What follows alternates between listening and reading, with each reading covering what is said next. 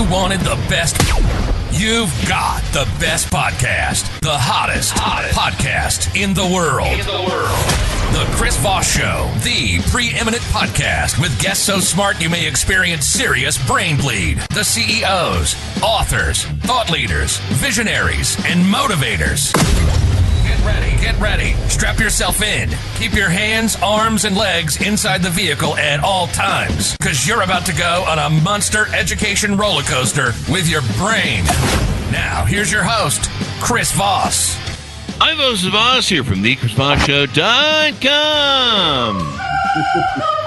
Ladies and gentlemen, there are listening to That Makes It Visual. Welcome to 16 years and 2,500 episodes of the Chris Voss. And I think we're crossing over to 2,600 soon. So we just keep bringing you more shows. There's like 12 shows I think we do a week now.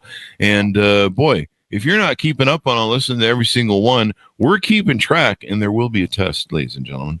Anyway, kids, go refer to your family, friends, and relatives. Go to goodreads.com/Chris Voss, linkedin.com/Chris Voss, facebook.com/Chris Voss, and suddenly people are writing me going, I'm bad at tests. No, there's not a test, but just listen to the Chris Voss Show, and that will be the test of whether you're smart or not.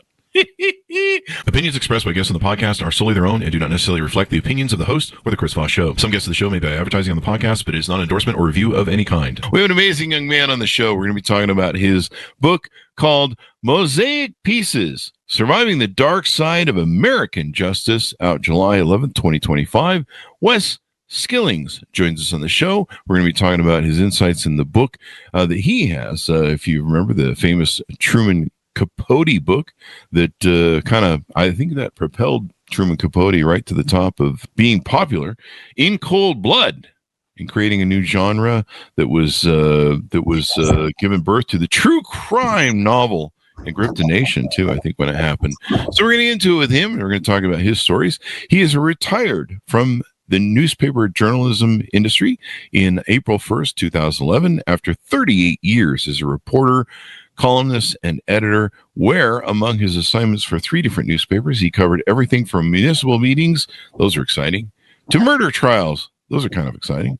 He is a Vietnam vet with a BA in English from Mansfield University, formerly Mansfield State College, where he won a National Writing Award in 1971 with an essay in the Atlantic magazine, Creative Writing Contest for College Students. Welcome to the show. How are you, Wes?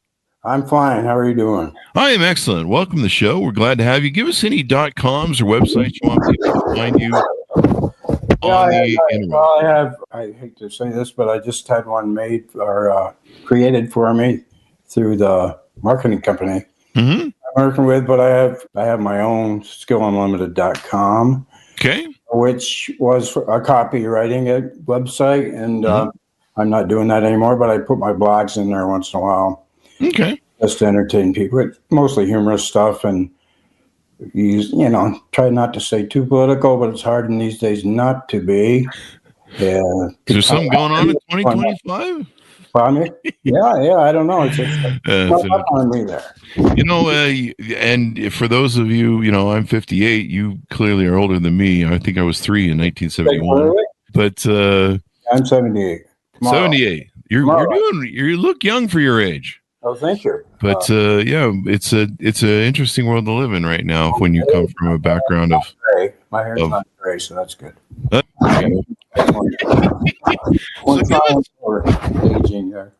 And when you get your .com from the marketing company, let us know, and we'll add that to the post on the Chris Voss Show so they can have that reference. I'm not a very good business guy. I should have all that stuff here.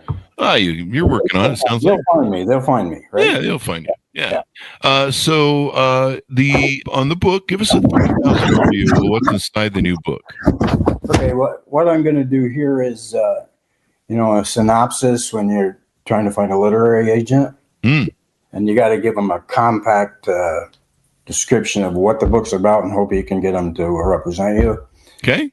That's what I'm sort of doing here. I'm going to read this, but it's only 3-4 minutes. And then we're getting a lot of hits on the mic. If you could avoid any noise on the mic, that'd be great. Okay. Rustling paper, maybe, or it's banging and rustling. Feels like it's being moved or something. I don't know what's going on. Sometimes the desk, if you have a desk mic, if you do anything on the desk, it will pick it up. Okay. You got it. Okay, buddy. So anyway, a child's murder and a rush to judgment still resonates more than 50 years later, with lessons to be learned about American justice from a still remembered murder case. The convicted murderer did his time, returned to his hometown of South Williamsport, Pennsylvania, where the crime occurred, and yet the case against him refuses to retreat quietly into the fading memories and growing list of obituaries of those who played many of the prominent roles in this, I guess I'd call it a morality play. Impact on him and his family resonates as both tragedy and triumph, with a case study that is as much, I'd say, a generational story in more innocent times as it is about the murder of a child in an all-American town known as the birthplace of Little League Baseball. This story centers on an implausible murderer and his family, not that of the 12-year-old victim and her family. That's a true crime reversal in itself.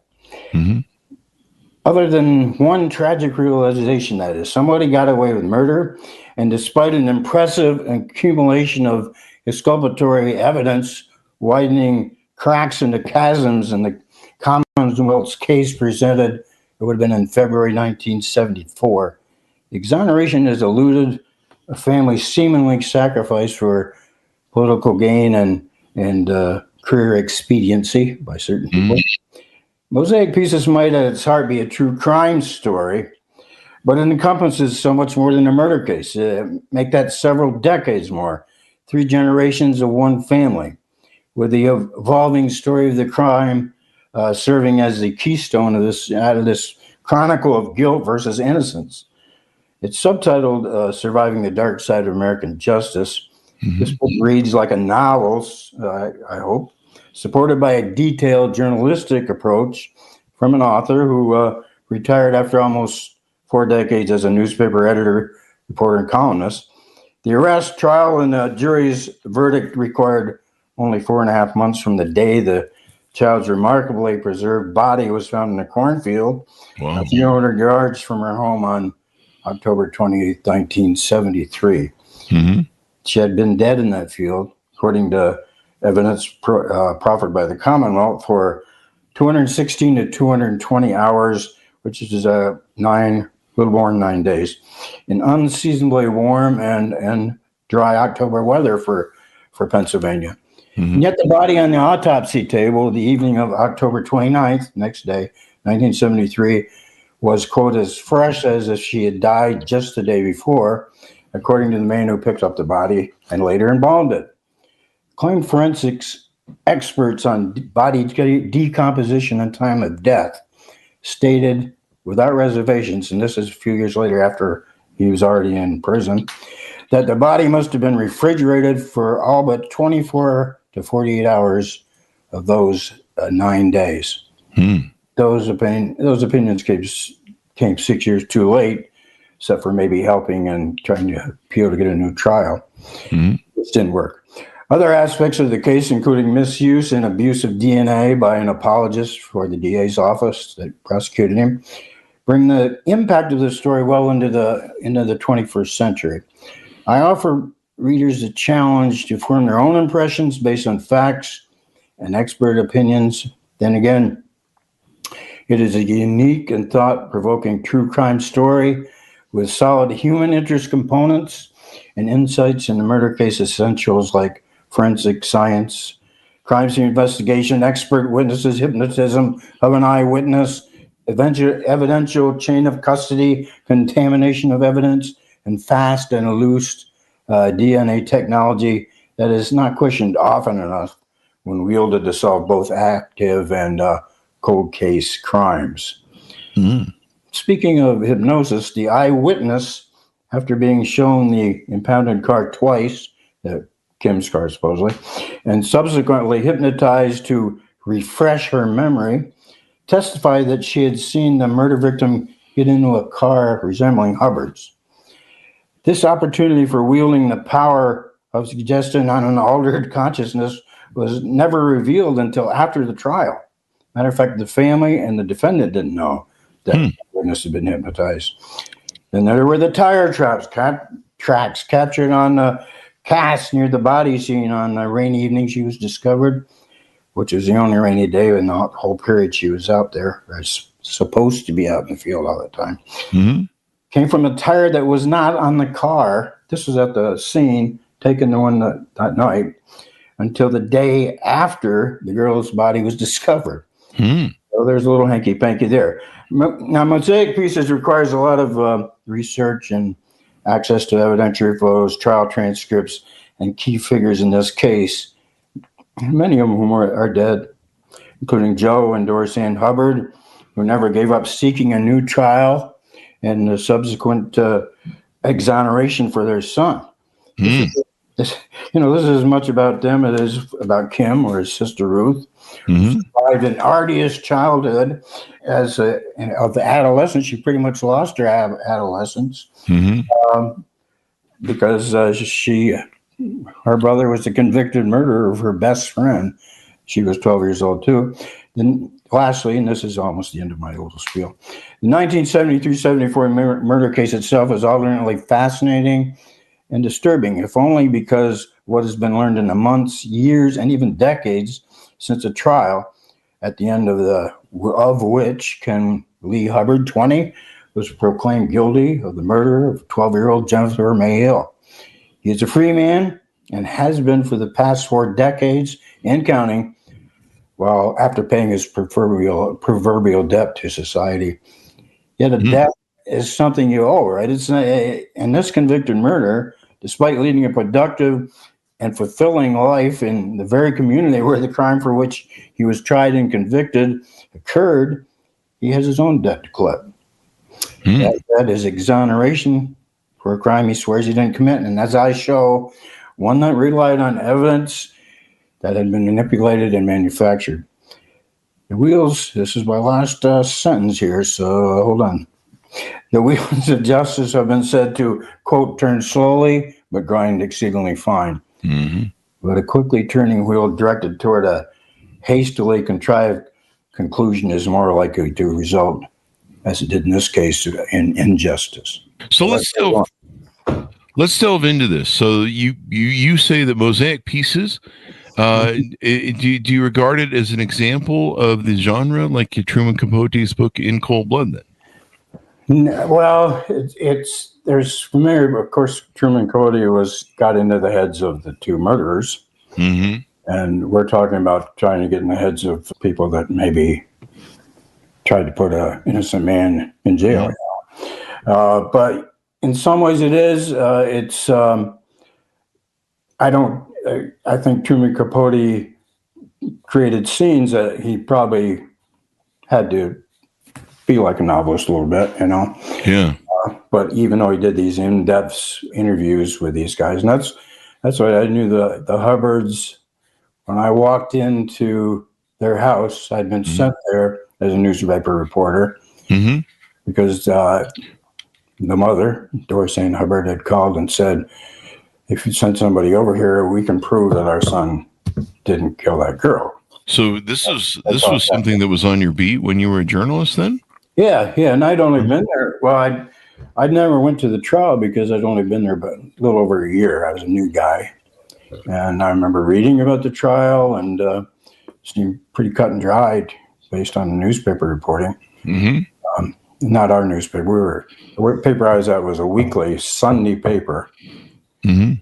So how did you officially get involved in it? Did this thing haunt you for a lot of your years of being a journalist? Has it stayed with you all these years? What got you wrapped up in this so much that you did a lot of research and finally wrote a book? I did. First research was for a series on the crime. I went to the house, interviewed him, and started looking into the case. And we did a series about all the discrepancies in the evidence of the case, and went on for a number of weeks. When I got to the part about the possibility that the body had been refrigerated, taken out, and this is based on the prosecution's case when they said she was died or killed, and taken out of the field, refrigerated, and then put back in the field a number of days later. Wow. But that has to do with body condition, which is also a big part of the case, Yeah. Big deal. And when did you, has this always haunted you? Has this always been something that you're like? Yeah, I followed it very closely. I moved, I think it was 1979. Came to my hometown as the editor of Hometown Daily newspaper, Towanda, Pennsylvania. And, but I kept in touch with these people. And as a matter of fact, the Philadelphia Inquirer sent a reporter to look into it a bit. I went and helped him, introduced him to people he had to talk to. And that never developed into anything, that story. There was another publication 3 years after I did my series that did a huge coverage of it. And that was the only reason they actually went into existence. It's called The Weekender, to do this case, publish this case, and then they were gone in a couple weeks after they got done. So that people in Williamsport knew that all the discrepancies in this evidence based on those reporting and that type of thing. And when Kim got out of prison, I think it was in 1984, he was only 10 years. He came back to his hometown and he was pretty much accepted. I mean, how many people who are convicted of killing a 12-year-old girl, what people had seen in a lot of this. Why do you think that is? That they were kind of accepting of him? Is it because they knew there was discrepancies in the case, or? Yeah, well, the family, Joe and Dorsey and Hubbard were well-known people. He was featured as a chimney sweep on around Christmas. He was a roofer, but he also did chimneys, and so around Christmas he did, And she was a sweet woman, his mom. And Kim had no record. Some people, not everybody believed he was innocent, but considerable numbers, there's a question mark there, And he himself sort of inherited his father's business, and was successful at his job, married, has a daughter who's now a pharmacist, I think. Wow. So, but even going there, I'm sure there was a few people that stared at him for a while, but he went around and did his business. And one thing he always did, though, was made sure there was always somebody around wherever he went. Because, he didn't have an alibi for like 15 minutes one day, except his mother. Oh, wow. And so that was always etched in his mind. Another case will come up that might be simpler, and they'll say, we'll go after that guy. He's convicted for that same crime, So he was always very careful to do that, To make sure there's always he was a big physical fitness, and he'd go to the gym, and there was a couple of state cops that worked there. He said that's the best alibi you can have, maybe. Oh, yeah. Yeah. So anyway, it's just his acceptance in the community. And like I said, it's not totally acceptance because there are people who believe he did do the crime. Oh, murder, you say? Murder, he wrote. Murder. Yeah. So let's talk a little bit about some of this. So this is in the 1970s when you talk about this in the book. The crime occurred. It was assessed as maybe domestic violence by an immediate family member in a murder case. It was not commonly considered as it is today. Most murder investigations began with clearing immediate members and are moving outward for suspects. Why was this not the case in the murder of, I guess the victim's name was Jennifer Hill in 1973? Right. Well, there was no evidence that, maybe it's just because of the times, but that they even looked at me. See, a young girl was killed. Supposedly it was by a sexual predator, but it turns out there was no sexual molestation or anything like that, or even serious injuries indicative of maybe an attack. Sexual assault. Yeah. So, anyway, what did you say? What was the question? So the question was, how was it kind of different in where? Yeah, I don't know why it was. It was, but there was no testimony by any state cops or anybody I ever talked to that showed that there was any kind of investigation So let's fill in a missing piece to this. So was a family member then? You've referred to a gentleman, I think, a couple times. Was there a family member who was blamed for the death? You mean the family member of the girl? Yeah. Who was blamed? You've mentioned the name a couple times of someone who went to jail. They were never blamed, or even as far as I know of. No, you mentioned somebody went to jail. Who was that? Well, that was Kim. Now, Kim is who? Kim Hubbard is the guy that was convicted of the murder. Kim Hubbard. Now, did he have relations to the girl? Yeah, he was their son. Okay, he was their son. Okay, yeah, I guess I forgot to say that part. Yeah. I'm just trying to fill in the foundation so I understand. He was the son of there. His sister was Ruthie. She was the one that was, the sister of a convicted murderer, and she had a horrible childhood because parents wouldn't let their kids play with her and that kind of thing. Because Now, are you referring when you say there was the convicted murderer? You're talking about Kim's son? Yeah. Okay, Kim. Yeah. Okay, so we have Jennifer Hill was the one who was murdered. We have Kim, who was Jennifer Hill's son. No, Kim was Joe and Dorsey Hubbard's son. Okay. Hubbard. He's Kim Hubbard. Now, how did these two, Jennifer Hill and the Hubbards, get in proximity of each other? Ruth Hubbard, Kim's sister, and Jennifer Hill were both 12 years old, best friends. The one thing that may have drawn them to the Hubbards was on a Friday. She stayed overnight. It was a Thursday. She stayed overnight Thursday. Now on Friday, of course, they played all day together. And at the end of the day, her mother called and wanted her to come home. They had a little bit of argument, but she finally left. She headed for home, like 3:45, I believe it was, in the afternoon, and never made it. Oh, wow. She became a missing person.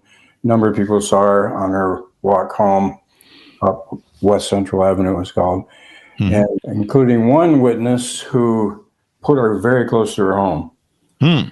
Within sight of her home. So it was like she almost made it there, but then she disappeared this is 4 o'clock when she's seen at that corner. 4:30, she's seen in front of a house getting into a car that resembled Kim Hubbard's car. And that was their prime witness. But everything sort of fell apart because there was a half hour nobody saw her. Just the witness, she's the one that was hypnotized, as I mentioned. So she could remember, they took her into the car. Kim's car was impounded after they took his car in, and was at least there twice, and she was hypnotized.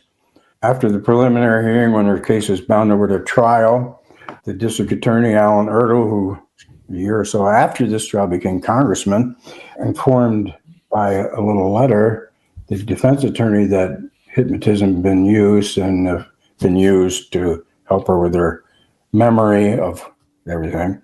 And it just helped that way. She came out and testified. She was not a very good witness, but it's complicated because there's a lot of testimony about that, and we uncovered it. And you go through the book in that. Yeah. And now, was DNA? I forgive me, I don't know when we started using DNA testing. Was DNA a factor in this at the time of the trial? DNA was another guy came along. His name was Ken Mames, and he wrote a book.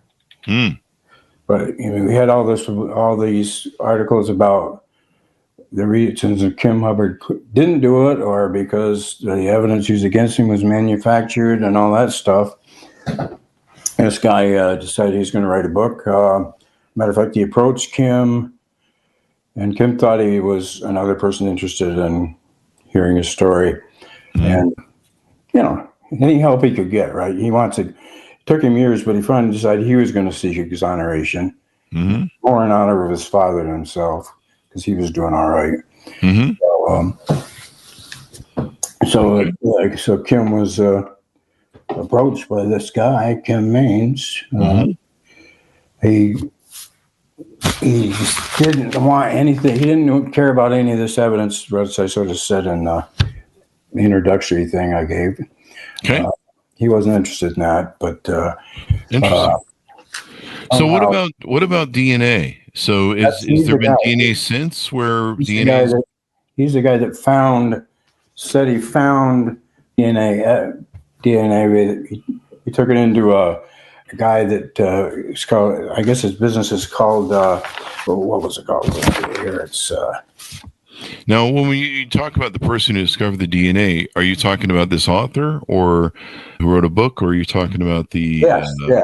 Okay. He sent the material. He said he found the old evidence from the case. He's and by the way, there was I don't even see this. I've written all over it, but this was a motion for disposal and destruction of property. The DA's office in 1996 asked Kim if Kim wanted to show cause as to why he didn't want that evidence destroyed or disposed of. And he never did, because at that time his father just died, and he just didn't want to. He was, just tired of talking about the case. He just wanted to live his life, and that evidence was supposed to have been destroyed in 1996. Ken Maines comes along. He gets his signed by the DA's office, the same one that tried the case. To look into the case. So he's sitting at his desk, and what am I going to do? What am I going to do? This is what he's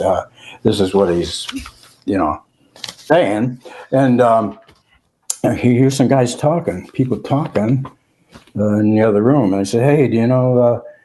Did you see that? I couldn't believe that I saw the box of evidence down there, blah blah blah, in this other county building in the basement." And one of them said it was a Hubbard box. It was a Hubbard box. And so, lucky break there.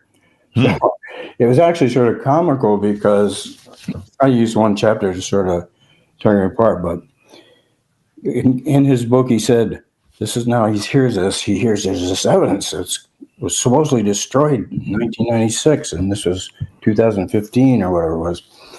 He says, not only was this a miraculous break, but there was apparently ghost-like figures, perhaps guiding angels, pointing toward him, finding truth. He's talking about he was maybe God that directed him. Hey, the evidence was supposed to have been destroyed, but here it was, fate, he says. So he comes up with this. I mean, it was almost too ridiculous to be true that. And if there was evidence down there and nobody had been around it, there was a lack of chain of custody. So who had touched it all those years while it was down there? If it was there, I'm not even sure it was. And contamination of evidence. I mean, you got to keep evidence.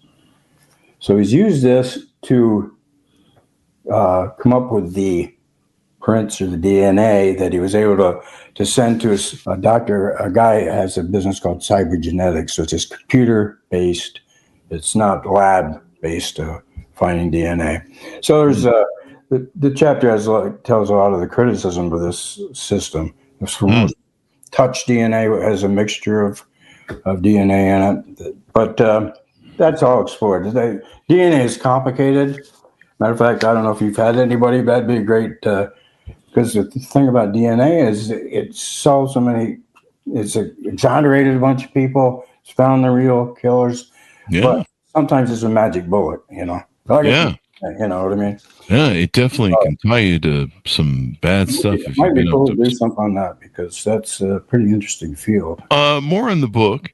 Now, I believe you talk in the book about it's likely that the body of the 12-year-old murder victim was missing for 9 days, but was actually found within 48 hours in a cornfield and preserved. Right. And maybe this had to do with her stomach, or maybe she was put into a refrigerator system. And then eventually she was returned to the same field, which is pretty wild. Tell us about what was up with that, I guess. Yeah. Well, she was she was when at the trial, the forensic pathologist who did the autopsy testified, and only admitted to. I mean, there are evidence photos that showed her, but nobody would think too much about it, But 9 days in the field. It was warm weather, unseasonably warm weather. You got insects crawling all over you. You got the bottle flies hatching eggs and maggots form and all that bad stuff, which is the whole chapter on decomposition if you really want to have it. That's Fridays for me around here. Plus, there's animals roaming around. Plus, plus the weather, the decomposition there. We go over what that body should have looked like if it had been in there 9 days. Wouldn't have looked like a girl. The evidence photos look like. Had they searched the area during that time, and that? And she was found just a few minutes before the search was to end. The day. Really? Another convenience, and but she's over here. I planted the body right here. I found her.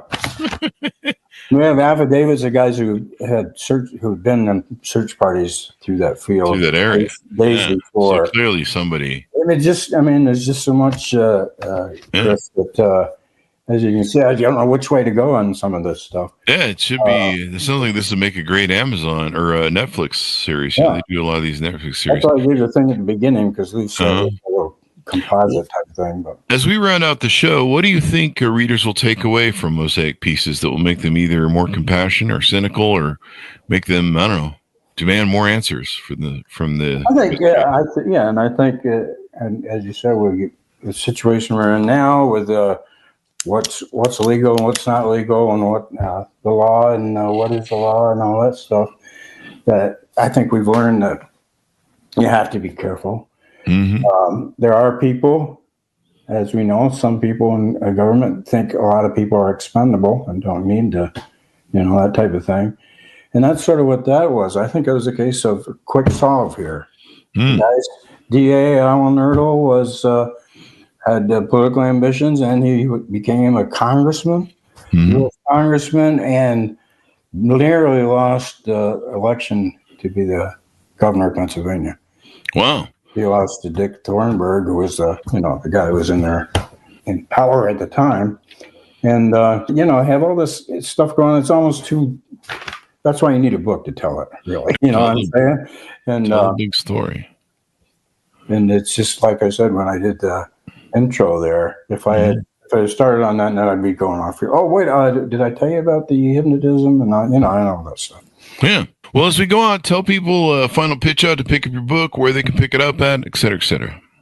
Well, obviously it's at Amazon.com and Barnes & Noble. Mosaic Pieces, Surviving the Dark Side of American Justice. We're getting pretty, all of a sudden people are interested, and I've been the victim of a scam. I don't know how much time do you have left, so maybe you don't have enough time to. We probably want to wrap the show, yeah. Okay. So anyway, let's just say I've become very noticeable, and there was an actual fraud attempted against me from a fake publishing company. But oh wow, okay. That's what you got to watch out for. Yeah, you got to watch out for. So, well, it sounds like an intriguing book with an in-depth investigation analysis by yourself, and of course, you did this for almost 4 decades, being an investigative reporter.